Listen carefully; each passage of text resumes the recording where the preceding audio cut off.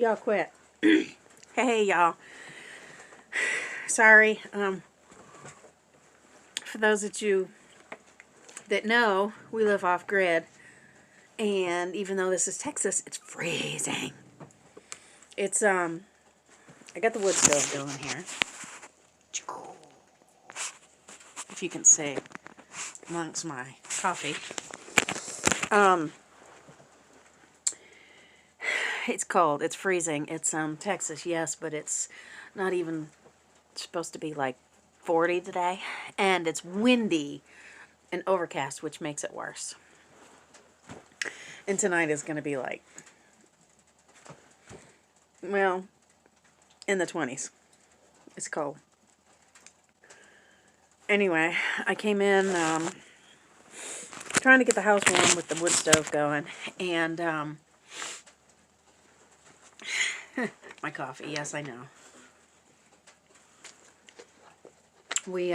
I came in and tried to warm up some. I was out hunting because, like I said, we live off grid, no running water, no electricity. I charge my cell phone and my husband's truck when he's here on Saturdays, but that's about it. Everything is either oil lamps, all that good stuff. So, if I don't hunt, I don't get my meat. Other than my chickens, which, yeah, we got chickens and ducks and turkey, goat, rabbit.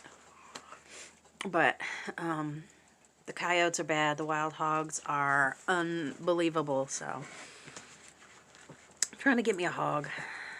That way I can render some fat. And, so I'll have that. And have plenty of meat, sausage, ham, chops, all that good stuff. Backstrap. But anyway, I had to come in and get warm. So, or try and get warm because my feet were numb. And that's why I'm dressed up like this. In other words, long story short.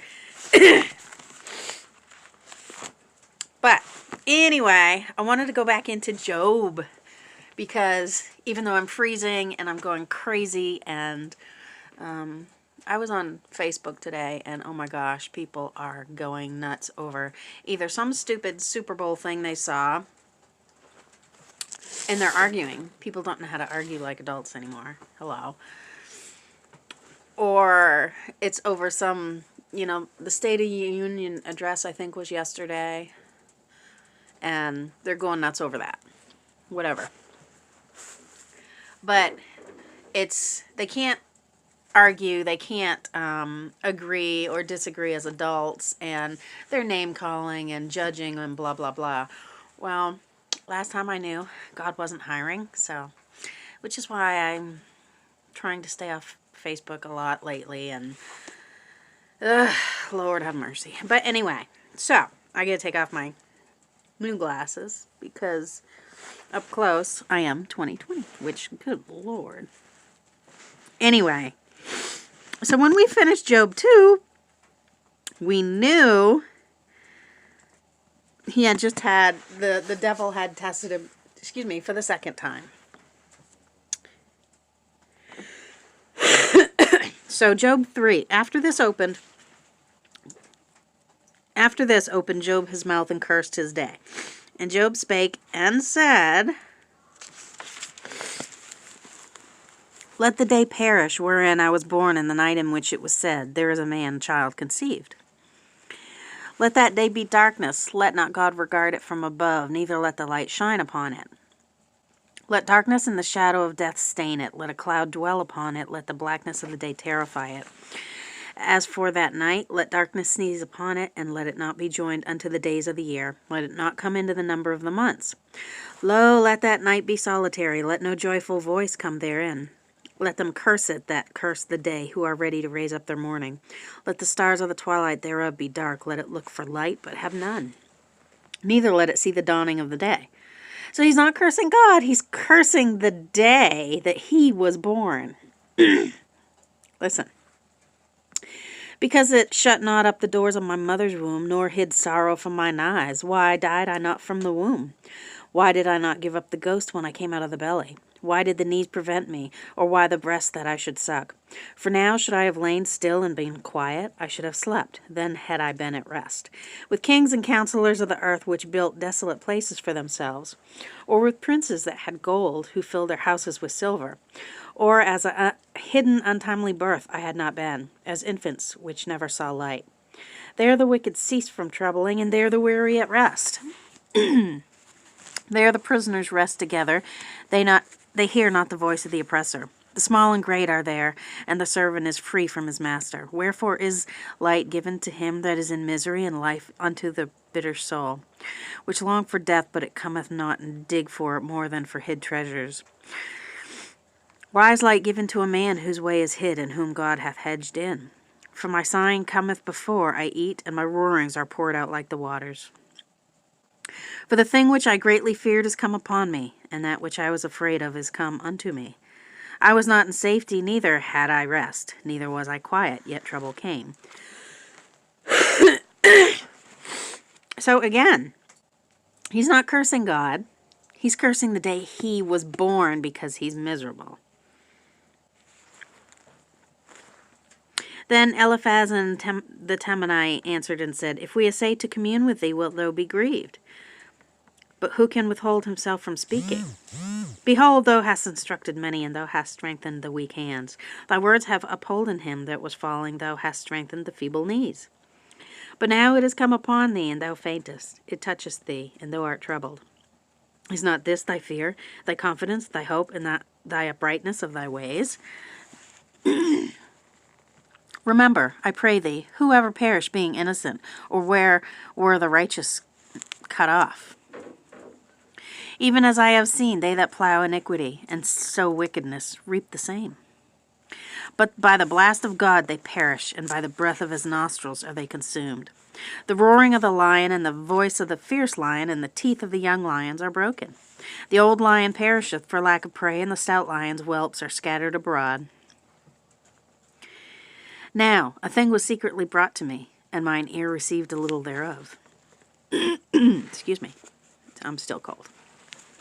In thoughts from the visions of the night, when sleep falleth on men, fear came upon me, and trembling, which made all my bones to shake. Then a spirit passed before my face, the hair of my flesh stood up. It stood still, but I could not discern the form thereof. An image was before mine eyes, and there was silence. And I heard a voice saying, Shall mortal man be more just than God? Shall a man be more pure than his Maker? Behold, he put no trust in his servants, and his angels he charged with folly. How much less in them that dwell in the houses of clay, whose foundation is in the dust, which are crushed before the moth. Call now, if there be any that will answer thee, and to which of the saints wilt thou turn? For wrath killeth the foolish man, and envy slayeth the silly one. I have seen the foolish taking root, but suddenly I cursed his habitation. His children are far from safety, and they are crushed in the gate. Neither is there any to deliver them. Whose harvest the hungry eateth up, and taketh it even out of the thorns, and the robber swalloweth up thy substance. Although affliction cometh not forth out of the dust, neither doth trouble spring out of the ground. Yet man is born unto trouble, as the sparks fly upward. I would seek unto God, and unto God would I commit my cause. Which doeth great things and unsearchable, marvelous things without number. Who giveth rain upon the earth, and sendeth waters upon the fields. So he is still, after all he's going through, still praising God. He saveth the poor from the sword, from their mouth, and from the hand of the mighty. I'm skipping around because I'm trying to get my point across. So that no matter what Job has been put through, because God gave the devil permission to test him, he is still praising God. Behold, happy is a man whom God correcteth. Therefore despise not thou the chastening of the Almighty. For he maketh sore, and bindeth up. He woundeth, and his hands make whole. He shall deliver thee in 6 troubles, yea, in 7 there shall no evil touch thee. In famine he shall redeem thee from death, and in war from the power of the sword. Thou shalt be hid from the scourge of the tongue, neither shalt thou be afraid of destruction when it cometh. At destruction and famine thou shalt laugh, neither shalt thou be afraid of the beasts of the earth.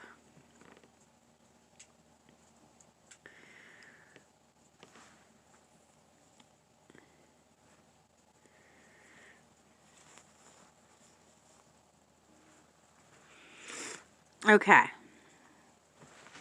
And in 6, Job answered and said, Oh, that my grief were thoroughly weighed, and calamity laid in the balances together. For the arrows of the Almighty are within me, the poison whereof drinketh up my spirit. The terrors of God do set themselves in array against me. Doth the wild ass bray when he hath grass, or loweth the ox over his fodder? Can that which is unsavory be eaten without salt, or is there any taste in the white of an egg? Yeah, that's true. There is no taste in the white of an egg. Not really. The things that my soul refuses to touch are as sorrowful, or as my sorrowful meat.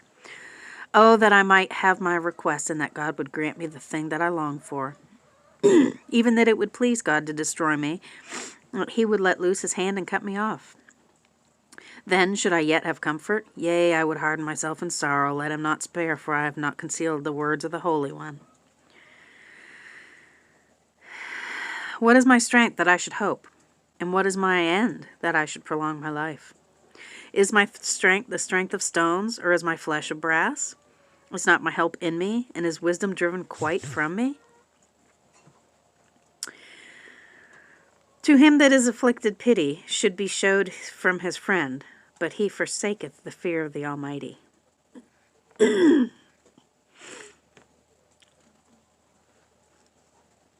What time they wax warm, they vanish. When it is hot, they are consumed out of their place.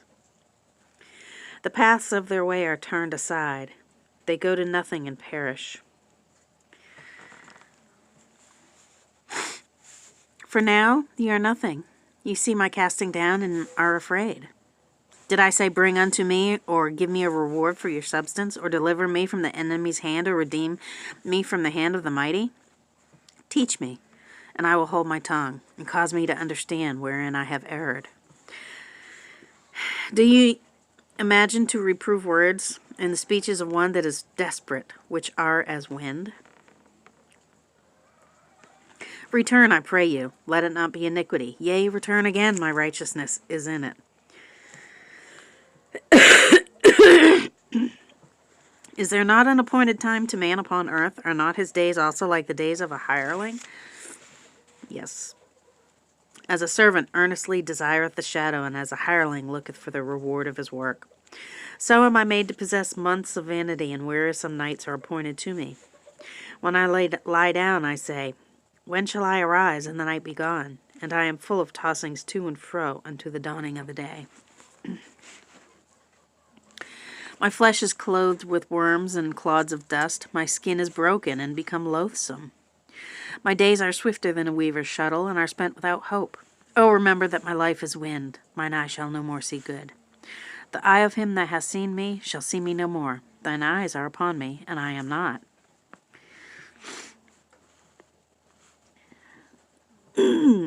Therefore I will not refrain my mouth. I will speak in the anguish of my spirit. I will complain in the bitterness of my soul. Am I a sea or a whale, that thou settest a watch over me? When I say, My bed shall comfort me, my couch shall ease my complaint.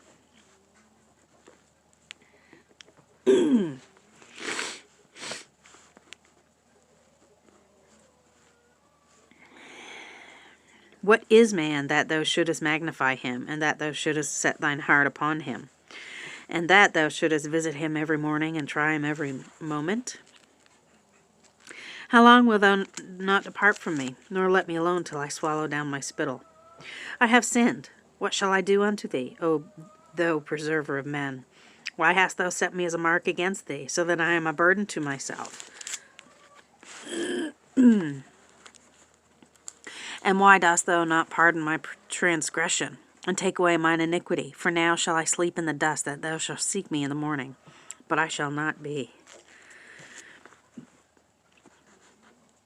And then his other two friends, because he had 4 that came to visit him, Bildad, and his other one, I can't remember. So all his friends that have come to visit Job are trying to get him to complain and excuse me. Good Lord. They're trying to understand him. Why is he not cursing God still after all he's going through?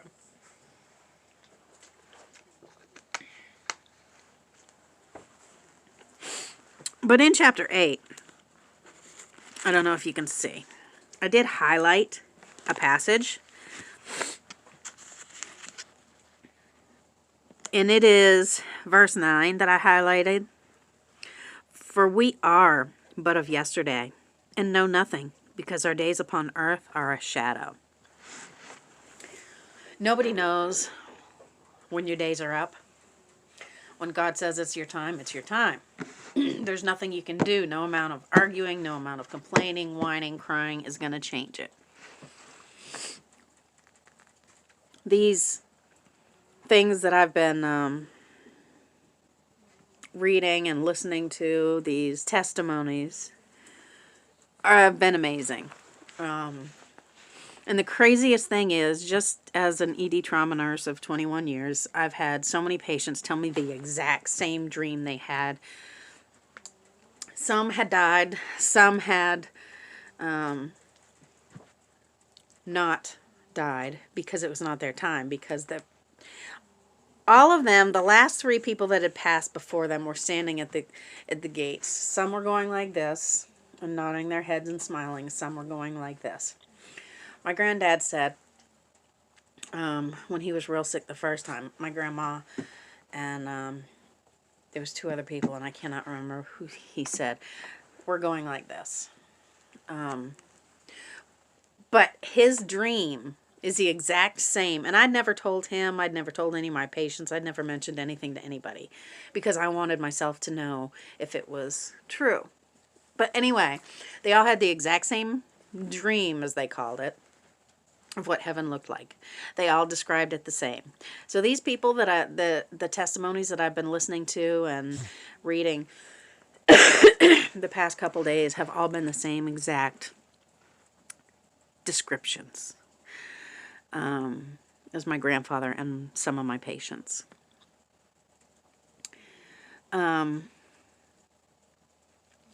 So yes, he will give you a choice if it is not your time. If it is your time, you don't get a choice. But there is a hell. There is heaven. There is the knowledge of knowing. There's peace. There's terror. There are 2 people that have described the exact same thing of what hell was like.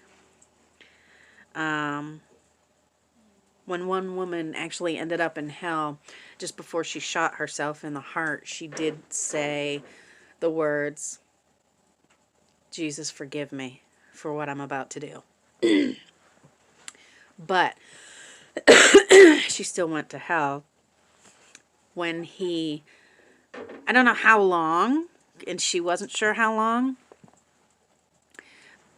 but she still woke up in her house when at the same room that she shot herself in. So it couldn't have been that long, but it felt like forever, an eternity. But when Jesus actually scooped her up out of hell to save her, to take her up to heaven with him and discuss judgment or whatever they needed to do, she described it. And another gentleman had done the exact same thing, had described it the exact same way. Both of them did mention they could not describe enough the amount of love that Jesus had. They could not describe enough the pure terror that hell was. They both said there was not words. But here is Job, the oldest book in the world. Job was alive when, the disciples, of course, they hadn't written anything. So he was alive with the disciples were running around doing their thing, and Jesus and excuse me. So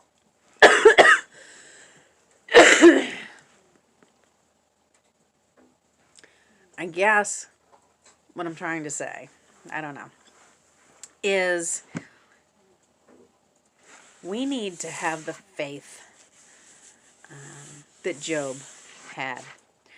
He never had a book to read. He never had this book to read. He never had this in his hands, the scripture, to know and to love God. He had what he said was, from your lips to my ear. He had his own experiences.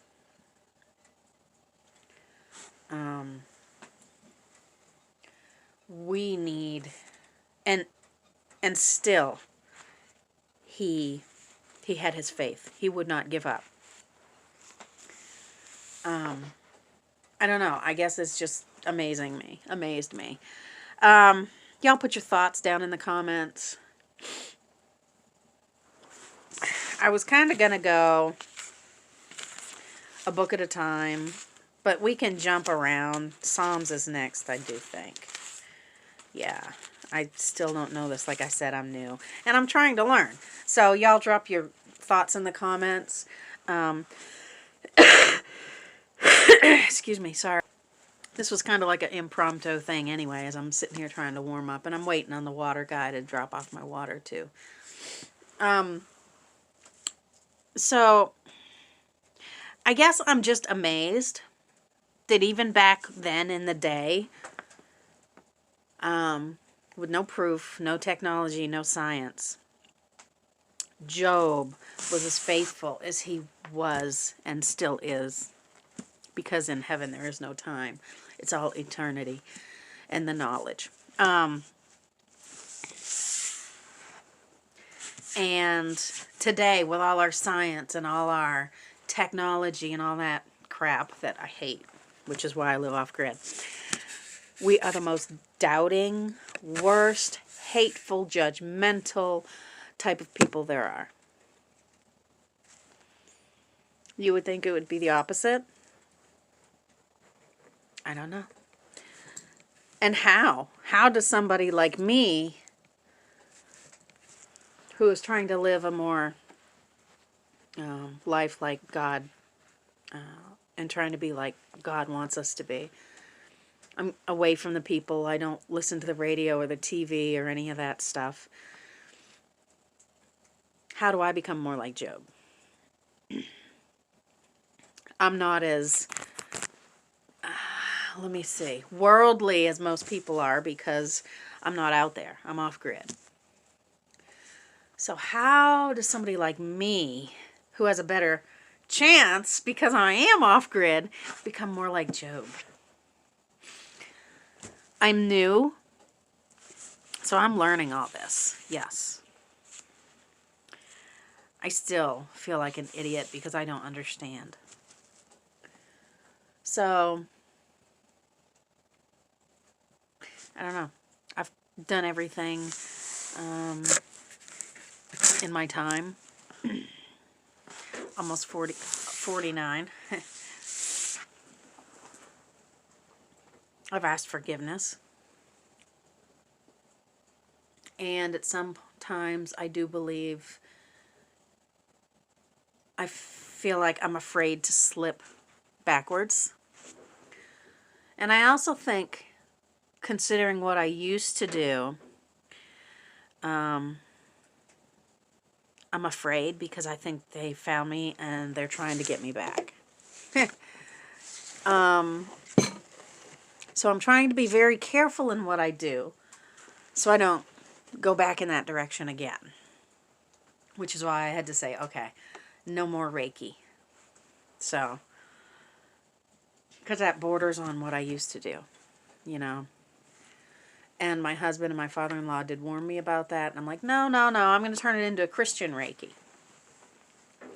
Well, I've been praying and praying and praying and whew, got my answer. So I deleted all the Reiki videos on my channel.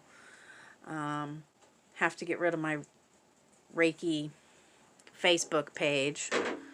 And I think that's all I have left to do is get rid of that.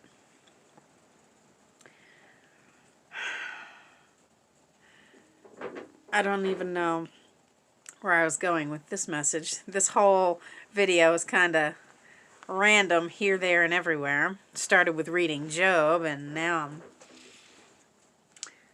I'm thinking, I guess. So, anyway, I don't know. I'm confused, and I'm new, so drop your comments. Y'all have a blessed day.